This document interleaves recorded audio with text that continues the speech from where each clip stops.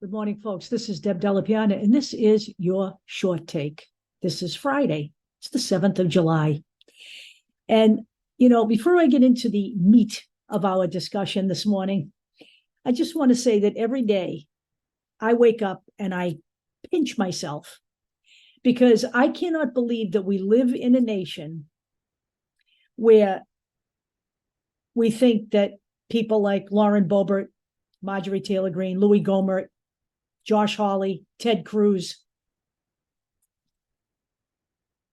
Paul Gosar, Matt Gaetz, Jim Jordan, Josh Hawley are fit for public office. And that's just a handful of them, okay? That's just a handful of them. But let me make one thing perfectly clear. The conservatives in this country are not now, nor have ever been, in the majority. And the only time that the conservatives and the Republican Party wins an election is when the Democratic voters take the time off from voting. That is a fact, all right? We ended up with Donald Trump in 2016 because the Democrats did not show up at the polls. Those numbers have been statistically proven at this point. He lost the popular vote by a lot. We can't afford to do this again. Let me just say this. What is coming up in 2024 is not just another election cycle like back in the day when Al Gore was running, or Bill Clinton, or even before that. What is going on here in America has been in the works for a very long period of time. And it didn't just start with Donald Trump, but what Donald Trump was the gasoline on the fire. He was the man who pushed it right over the edge here. The election in 2024 is a choice between democracy and fascism. Is the Democratic Party perfect? No. And you know what? I'm sorry, folks, but the American people aren't perfect either. And there is going to be never a time when any party is perfect because human beings are involved and human beings have faults. They're greedy, they're self-absorbed, and you will always have to watch every party no matter what. Let's grow up a little here, okay? This isn't utopia. Okay? This is a place where we were told way, way back when this country was started that democracy is fragile and it's going to require the involvement of the American people to keep it honest. But we have gone full on crazy here in America. We now have a presidential candidate who spends his time on the road, not talking about what he's going to do for the American people, but what he's going to do to pay back those who even dare to question whether or not he's committed crimes. He goes out there and he threatens Jack Smith, Jack Smith's wife, and anybody else he can. This is what he spends his time doing, continuing to spread the big lie that the election was stolen. We have Carrie Lake in Arizona, a full-on nut, who is still filing litigation over whether or not she lost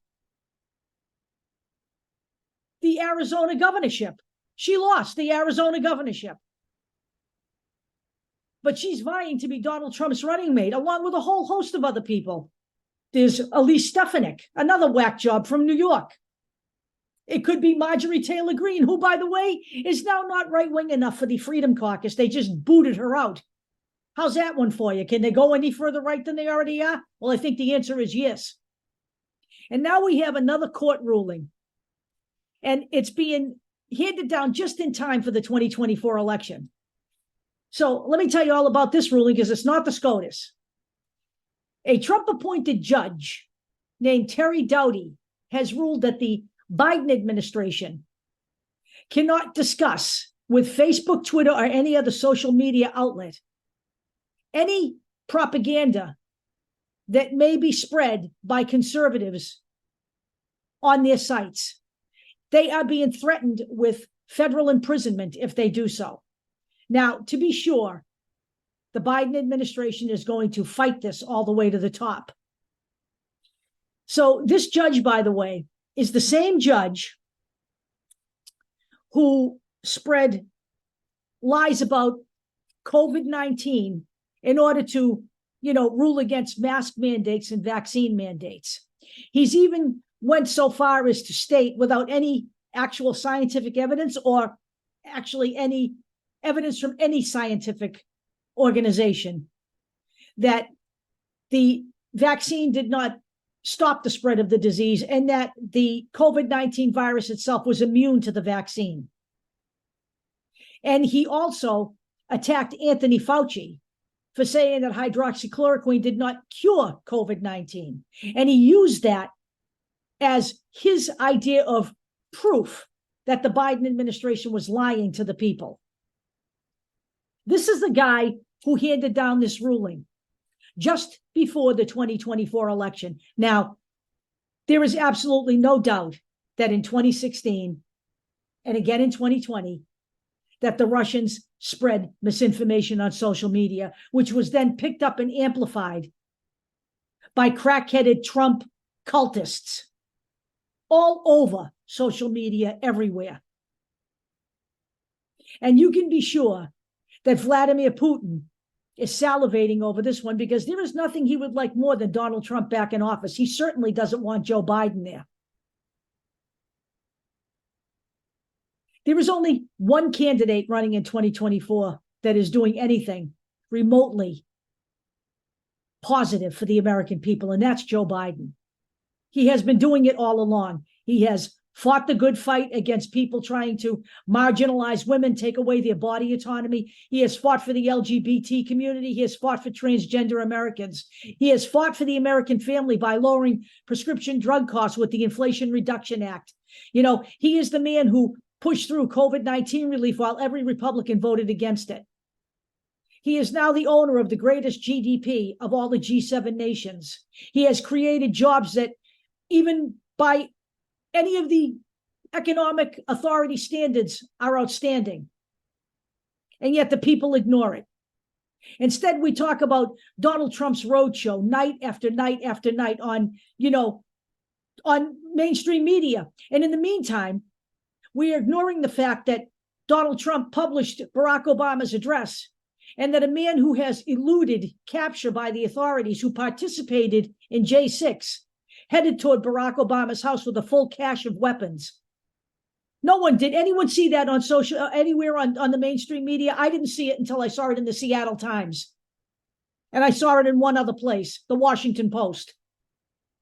But we can cover Donald Trump's vile commentary and retribution towards anyone who dare question him every single night of the week.